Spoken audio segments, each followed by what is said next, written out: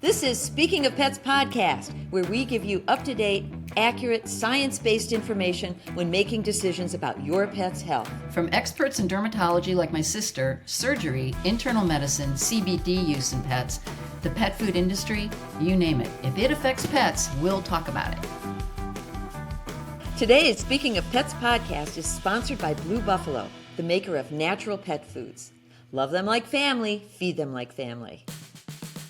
Blue Buffalo offers wholesome, meat-first recipes with high-quality natural ingredients in flavors dogs and cats love. Discover formulas for all breed sizes, life stages, and lifestyles. And with Blue Buffalo's True Blue Promise, that assures that real meat is the first ingredient, with no poultry byproducts, no corn, wheat, or soy, and no artificial flavors or preservatives. Hey, Janet, guess what?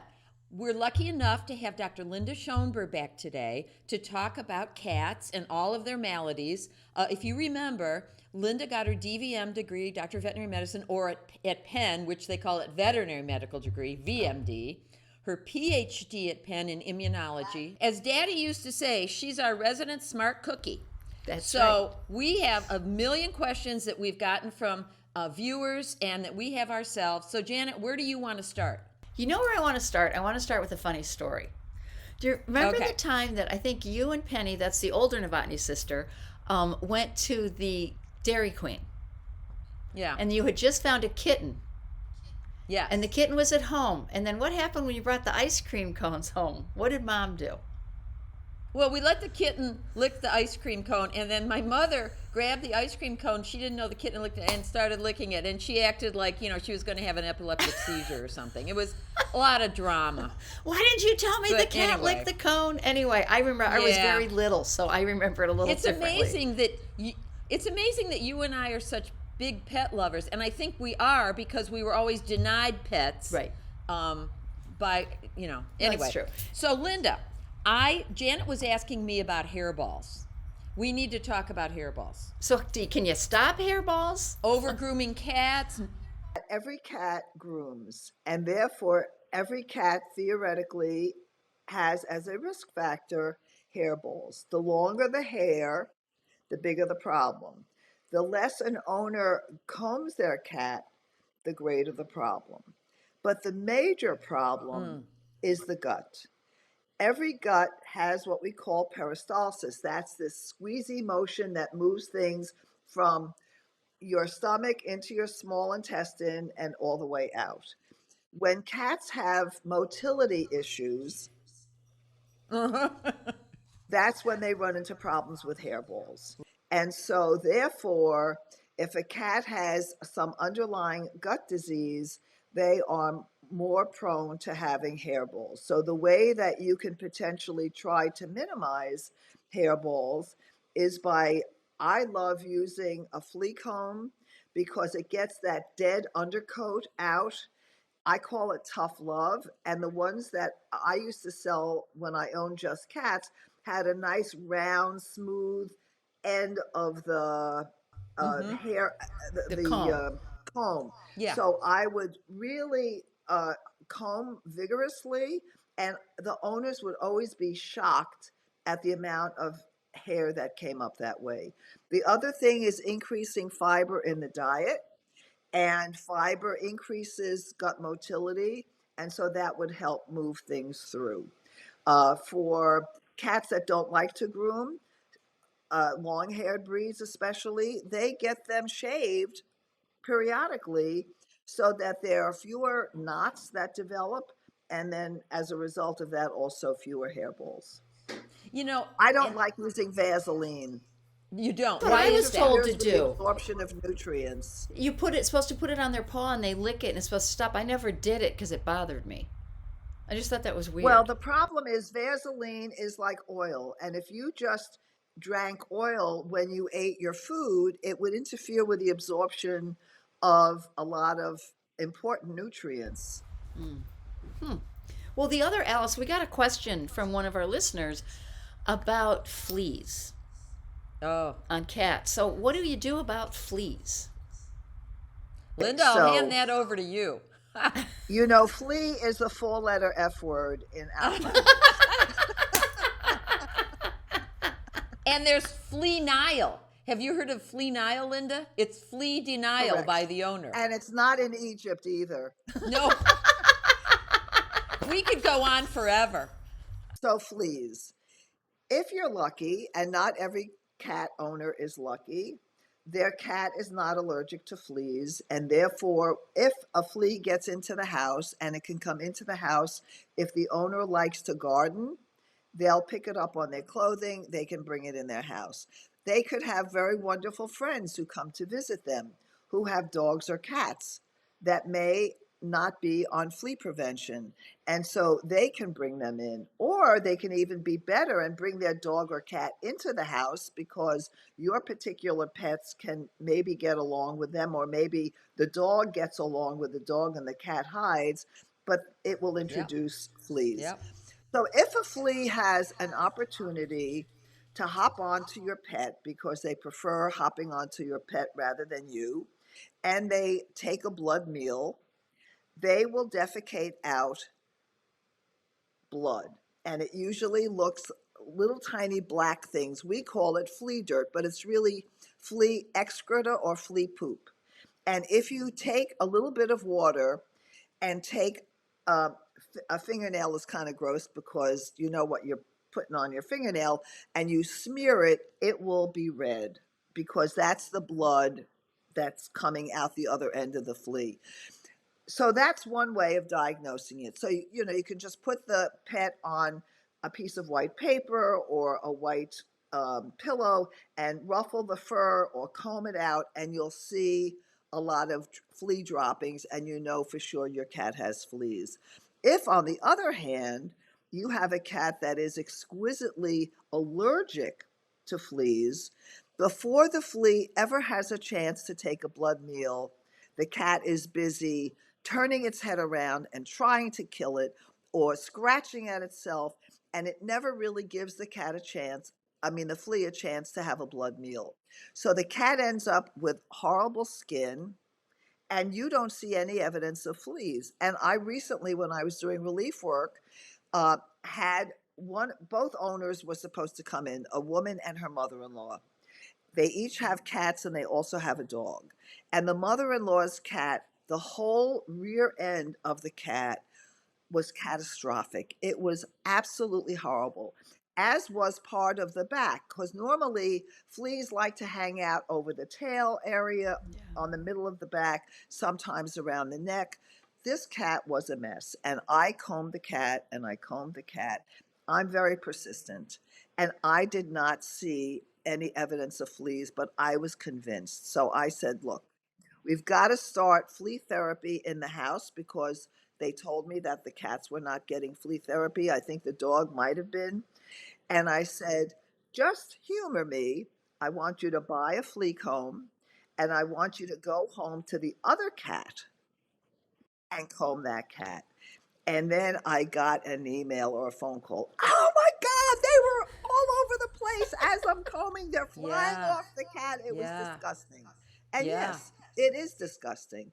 And so once they started instituting therapy for the fleas, I saw, and I gave the cat that was such a disaster a long-acting steroid shot just Right. because the cat was so Yeah. uncomfortable. And it was like a world of difference. Got to treat all the pets right. You've got to put, you know, people don't understand that, okay, so I'm treating the one pet that's itchy, but the one that's not itchy, they're not treating. You've got to treat all the pets in the household. Yeah. What a big difference. Did you have them treat the house too? No. First of all, I don't like people putting toxic chemicals in their environment, especially if there are young kids, pregnant women. Right, right. It's just there are so many better ways of treating Yeah. fleas besides putting stuff into the house. You know, there was that one study that said if you vacuum daily, that picked up 80% of the eggs and larvae. So that to me would be the safest thing. Yes, I encourage people to vacuum frequently, to vacuum under the furniture, Yes. under the cushions of the sofa, because when Right. fleas lay their eggs and the eggs Yeah. roll off and become larvae, the larvae go and creep to where it's dark and deep. Right. So that's under the cushions of the sofa, under some of the furniture.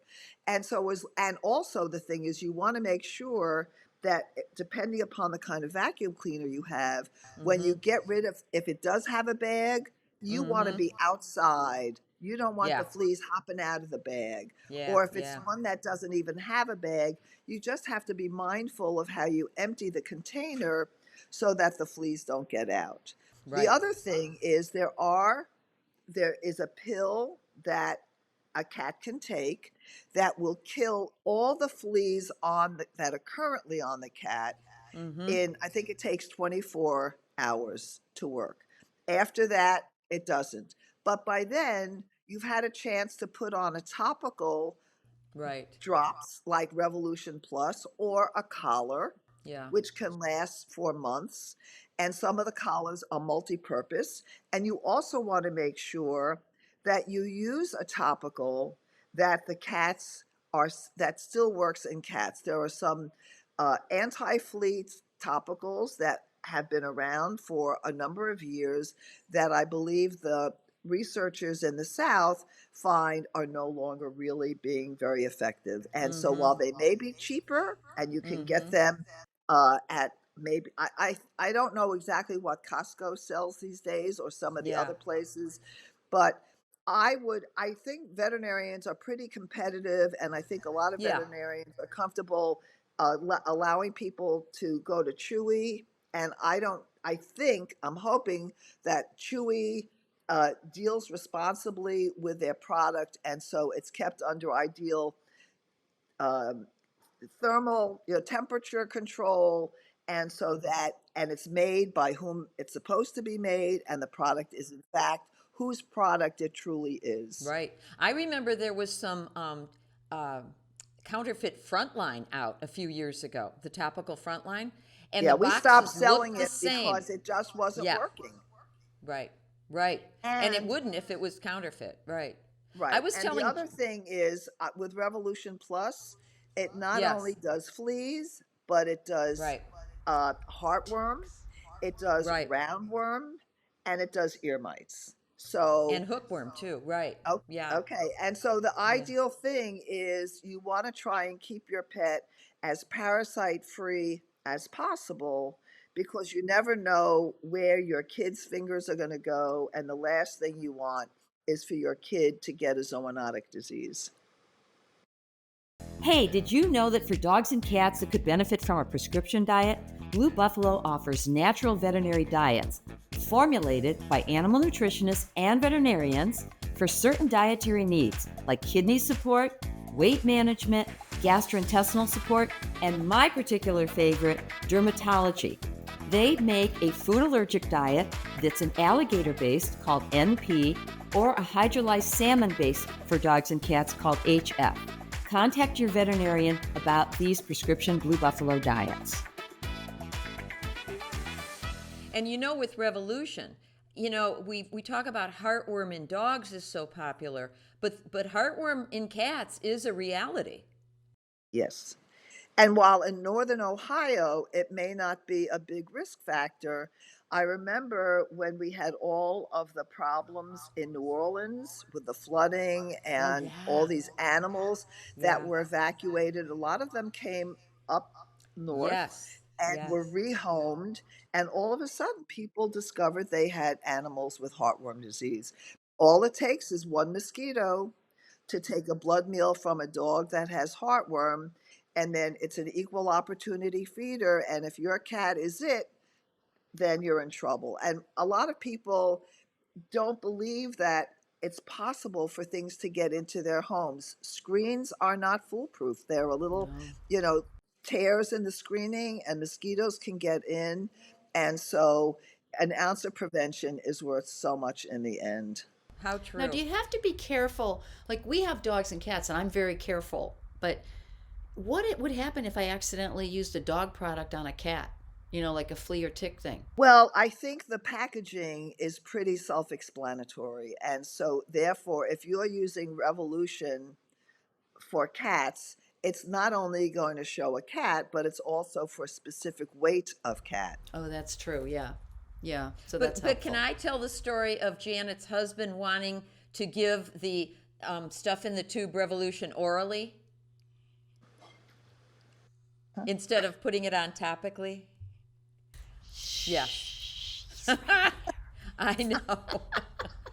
So anyway, yeah. There Yeah. are But I people. actually, I have, So I heard stories, hard to believe but true, of Okay. somebody who was given suppositories Oh yeah. and it wasn't working, and the doctor said to this person, "How are you doing it?" And the person says, "Well, I'm swallowing it."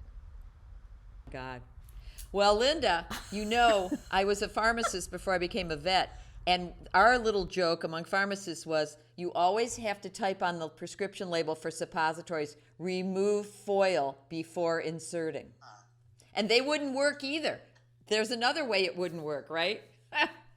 wait, I do have an interesting story. We had a friend of ours actually owns an exterminating company, and I said, "What's the weirdest thing that you've had?" He Yeah. said, "A house that had carpet beetles, and they had no carpets because their kid was allergic." And he Oh. couldn't figure out. He goes, "Well, where do you have a carpet?" She goes, "Well, I've got my mom's old rug up in the attic." The cat would burrow in there, Yeah. bring the carpet beetles on its fur right back into the house. And I just thought that was fascinating. You wouldn't think about that, right? That a pet would carry things around like that. But I thought that was kind of interesting. Listen, I've had patients, and Linda, I think you would agree, that live like on Edgewater Drive in the 20-story high-rise apartments that the little poodles that never go out anywhere, or they might just walk down the hallway in the apartment, but the hallway's carpeted, and I've had some Wow. flea cases from Wow. there. Yeah. There, I can't remember the high rise right on the water on the east side, Yeah. and a major CEO of, I can't remember which company, had, I believe, a penthouse apartment, and his cat had fleas, and Oh, it wow. was like, whoo, Yeah. how did that get there? Yeah. You know, it happens. It happens, you're right. It's like I had a hard time believing when a parasitologist said that when you have plants and Yeah. there's the soil in the planter, and so some cats like to sniff around and whatever. And dig. He mentioned some outrageously high percentage of plant soil that contain roundworm No eggs, and it was kidding. like I was horrified. Right. So, I mean, I think at this age, I believe everything because as bizarre as it is, it can That's happen. for sure. Do you have any tips or tricks on how to get the cats in? Like when you have to go to the vet, I put them in that carrier, and we have a big carrier, so it's easier to get the cat in. But they don't like it. I mean, it's hard. That's because they always associate the crate with going to the evil vet. And so, what you have to do is you have to make the crate a fun, safe place. And how do you do that? You leave the crate out, number one. You can put food in the crate so that the cat doesn't think twice about going in, especially food it really likes or some kind of treat. And, the fact that the door is always open, they can go in and out as they wish. Other, there's so much new crate technology where instead of the door and a lot of darkness, they have the zippered tops. So you can just unzip the top, plop the cat in. There's also a way they can go out the side, but they don't freak out. You could also put them in the crate, take them for a ride, not go to the vet, but just take them for a ride. Maybe you could even park in the lot of the veterinary hospital and say, "Good cat, sweet cat. Oh, you're such a brave kitty," and then turn around and go home. So the less they associate every time they're in the car, it's going to the vet, the better off it is. And the fact that we're not giving vaccinations as frequently as we did because we know that there's a duration of immunity that's longer. If the cat comes in for a wellness exam and the staff is cat friendly, and they do so many things now to make the cats feel so much safer and better there, whether it's the little treat that they can put on a wooden stick and let them churu. Mm-hmm. They love that. Yeah, yeah. I mean, there are just so many positive things you can do to make them less stressed out. What do you think? What do you think of those plug-in pheromones, Linda? I think they have a place. I think that, so I believe that there used to be two different options. One was for inappropriate urination, and the second one was for multi-cat aggression. And I think they bundle them now together in just one, but Mm-hmm. I could be wrong. Yeah. I think they help. I, I think it's easier for a cat to sniff in a product to take the edge off rather than give it Yeah. a pill, Right. because a lot of cats, and we talked about this last time, Yeah. unless a cat is trained early on to accept a pill and not be afraid of it, and just, you open the mouth, you pop it in, you put some water in, oh, good kitty, Yeah. then smelling it is so much easier than giving them a pill. Janet, had you? So what is Janet, it? had Is it you? a Yeah. plug-in or what? Is Yeah, it oil? Yeah. it's a plug-in and it lasts Yeah. a month, Mm-hmm. and you just get refills for the device that plugs it into the Mm-hmm. wall. So the first time you buy the kit, it has the whole 9 yards, and then it's cheaper to just get the refills, and you pop the refill into the thing and away you go. And it has, I can't remember how many square feet Oh yeah, I uh, don't remember. Right. it works for, but it's for, a good large room. It's not going to go, if you have an upstairs with a central hallway and a bunch of bedrooms coming off, it's not going to go around corners Right. easily. Right. It Right. needs to be in a large space. Can Yeah. humans smell it? I don't think so. I've never heard of it. Interesting. No, Linda, we also had an owner that emailed us. They have an older cat. It's 11, and it's. I know you're going to know what this is. It's eating like crazy, losing weight, kind of picking at itself, and nervous. And what's your assessment on that? I'm going to see if we hit it together here. Okay, so given an 11-year-old cat that is eating like there's no tomorrow and losing weight, my dream. Yes. Yeah. Right. The Well. Yeah. first The first thing I think of that I would want to rule out is feline hyperthyroidism, which is Absolutely. a benign condition of the thyroid. That's the gland in the neck that controls our metabolism. So, in people, a lot of times they are hypothyroid. If you are a dog owner, you can see hypothyroid. And when it's hypo, that means there's less of the thyroxine. And these dogs lose their hair, they're very sluggish, they tend to be overweight. We don't see that very often in cats.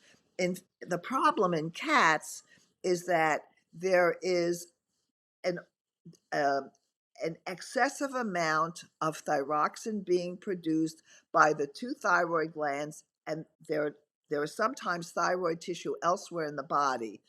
That's kind of bizarre, but the main place is right in the neck, right alongside the trachea.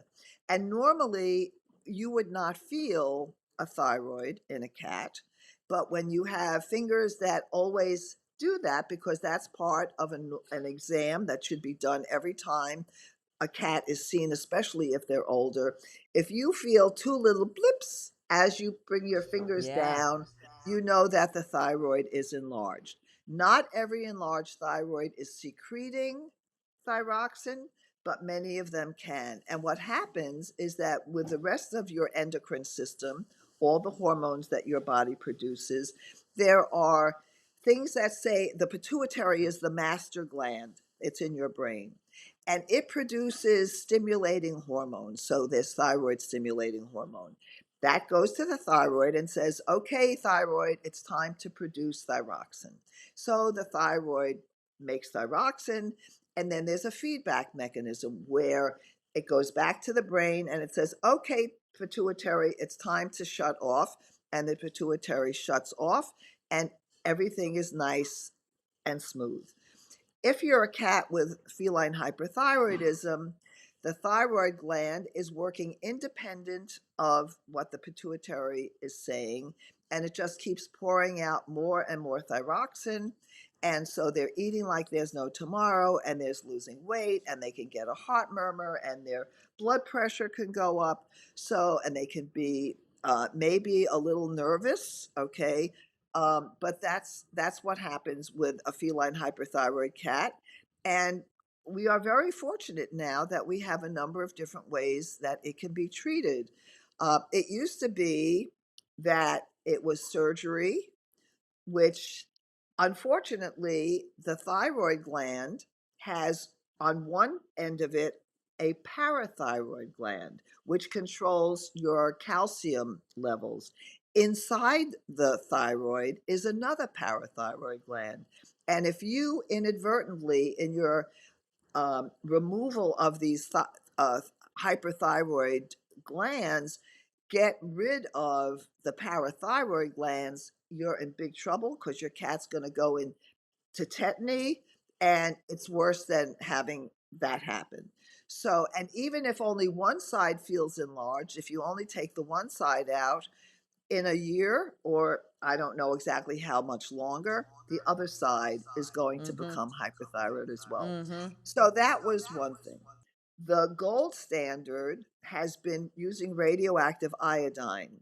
And we are very lucky in Ohio that there are a number of places that are able to do it. And they give your cat an injection of radioactive iodine, and it stays in the facility for a certain number of days so that it not only doesn't glow in the dark, but it's relatively safe to come home, with the proviso that the first month it's home, you need to collect all of the urine and all of the stool. And so that really means using clumpable litter.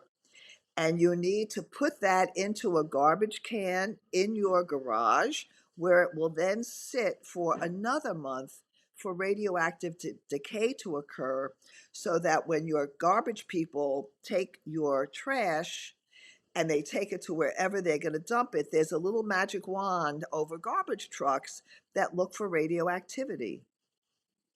And if it picks that up, they go through the trash and they find out who has radioactive waste, and then you're in big trouble. With people who get radioactive iodine, it goes into Lake Erie Yeah. or wherever, Right. your fluid and whatever ends up going.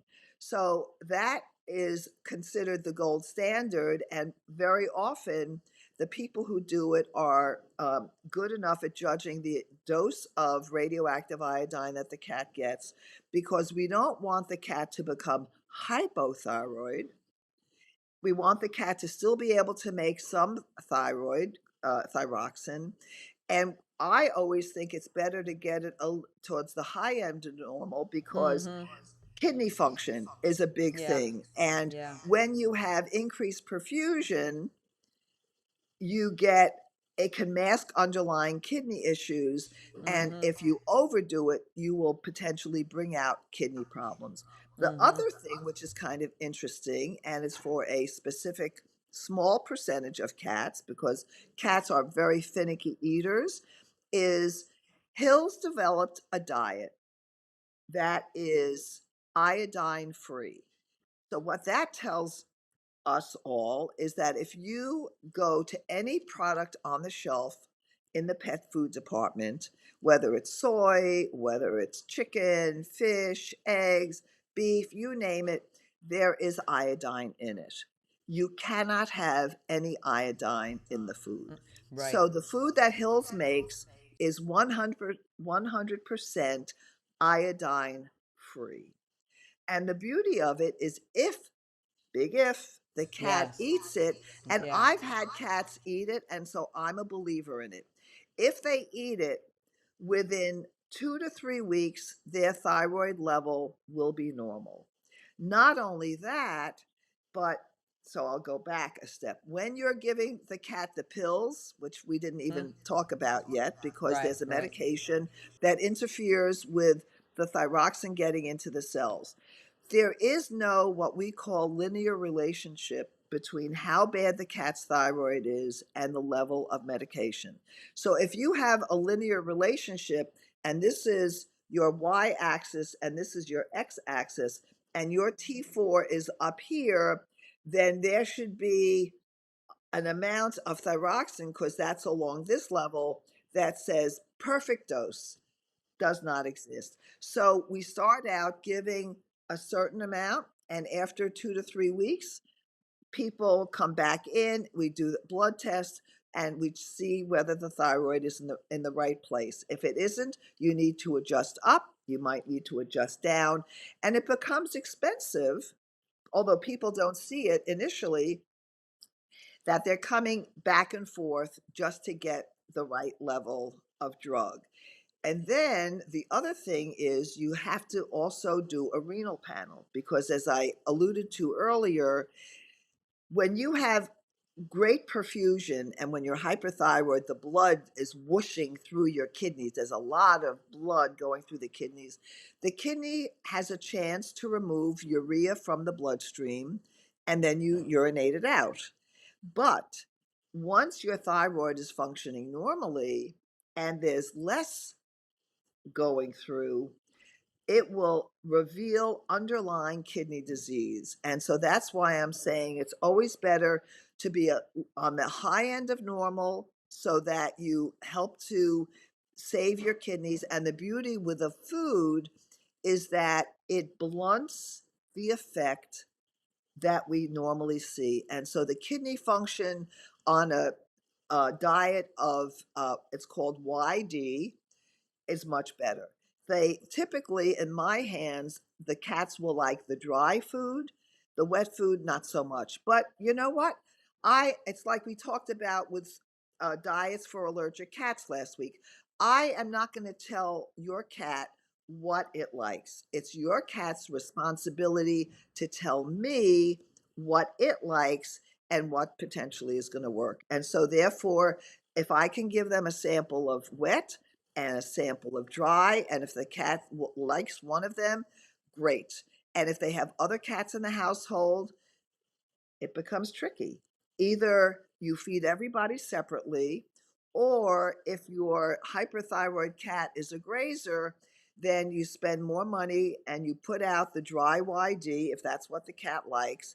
And if the other cats choose to eat it when their food is not available, it's still available for your hyperthyroid cat. But you just let them get into one of the other cat's foods and you've blown it. Right. They have to eat it. I think what people don't realize is when older cats start to lose weight like that, oh, they think, oh, they're just getting old, they're just losing muscle mass. But that Why needs to doesn't it be happen to investigated. us? Now, speaking of diet, are you aware of the Purina Pro Plan diet called Live Clear? Janet, this is interesting. You Not feed yet. it to cats. Yeah, you feed it to cats whose owners are allergic to cats. So it makes the cat less allergenic. But Really?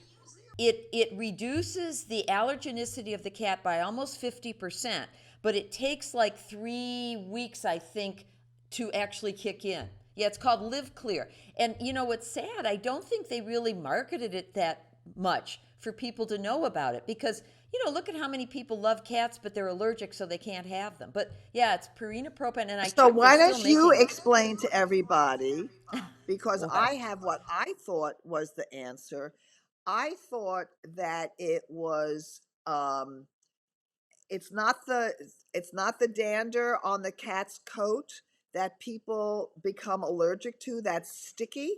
It's called it's called the feline L antigen, which actually lives in the rectal area of the cat. Then when the cat grooms, they lick there and then they lick all over and spread it all over. So what the Okay. diet has is it has an antibody to that, so it Ah. binds to that on the cat once the cat starts eating it, and renders it, neutralizes it. I think it's fascinating. Okay. And for cats that don't like the food, does the following thing still work? I was told that if somebody is allergic to cats and they get a kitten, when they first get the kitten, they place it in their laundry tub in the basement and they Okay. get distilled water, Okay. and that's at a comfortable temperature, and they slowly pour it over the cat. and they can put the cat in a Tupperware basin, and they can use the same water a couple of times over the cat's body. And what that does is it elutes or It removes would. all of that stuff from the anal sac area that they put on their body. And so you start out doing it once a week. And so it's like everything else, pilling and cutting toenails.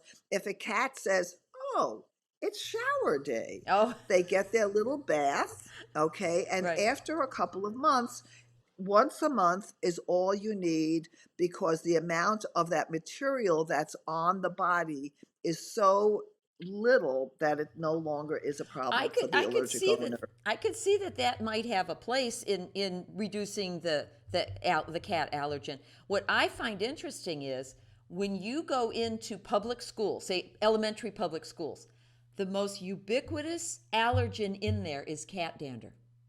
And cat dander, I swear to God, you could take it to the moon and it would still be there.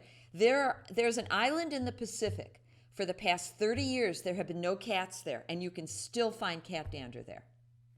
So it's That's pretty because hefty. it's so sticky. It Well, adheres probably. people buy a house and they don't realize when they buy a home in which cats lived that the walls, the floors, the carpeting all have this sticky cat dander Yeah. that for them to truly get rid of it, they have to scrub the walls Yes. and they have to clean the carpets, etc. Yeah. And I there's see. the evil cat. Janet, which one is that? This is Isabel. She I has know great she eyeliner. does. Look. She's so symmetrical. Well, Symmetrical. she's locked in here because Oh, the that's mouse right. is in There's here. a mouse Oh, in her that's house, right. Linda. We had a squirrel come in a number of years ago that totally freaked me out. And that hopefully the hole where it got in was fixed, but then there was some mice. And I can't believe these guys must be so hungry, even though it's not been that cold out. Hey, we had flying squirrels in our attic. At 6 o'clock every night, I would sometimes be up in bed reading and I'd hear scratch, scratch, scratch. So I sent my husband up in the attic, and here we put a small have-a-heart trap up there. And we caught them, and they're so cute. I have to tell you, they're so cute. You have to take those 5 miles away to relocate them. And then when our tree guy came over to look at some trees that we needed taken down or trimmed, he was up on the ladder. He said, "Well, there's your flying squirrel nest right there in the tree in front of the house." So yeah, flying squirrels in our attic. Yeah. So that's why Mike's on the wanted poster for dumping those flying squirrels 5 miles. Yeah, I'm from not your telling home. you where, because if it wasn't the national park, Your neighbors people. might not want to know. Yeah. Right, right. That's right. It's amazing how these things, and I've been in this house since 1978, and I Wow. don't know why all of a sudden All of a sudden, they decided to become, Yeah. residents. do we need to ask Dr. Linda about another pet peeve or no? Sure. What's your today's pet peeve? Mice in the attic? Yeah, mice in the attic, and it shouldn't necessarily be the responsibility of our personal cats to be on mouse patrol. Well, Janet, what do you say? This is Alice Novotny Jeroman. And Janet Novotny King, the Novotny sisters, saying thank you for listening in. We appreciate you. And Dr. Linda, thank you. Been my Thank you pleasure. for sharing. Appreciate you. Thank you. You guys are the best. Thank you. Don't forget to give your cats and dogs a big kiss for us. See you next time. Hey, thanks for tuning in today. We hope you found the science-based information provided helpful in taking care of your pet. Check out our other Speaking of Pets episodes wherever you get your podcasts. We'd love to hear from you. So email your pet photos and or pet peeves to contact@speakingofpetspod.com. Remember to follow Speaking of Pets on all social media.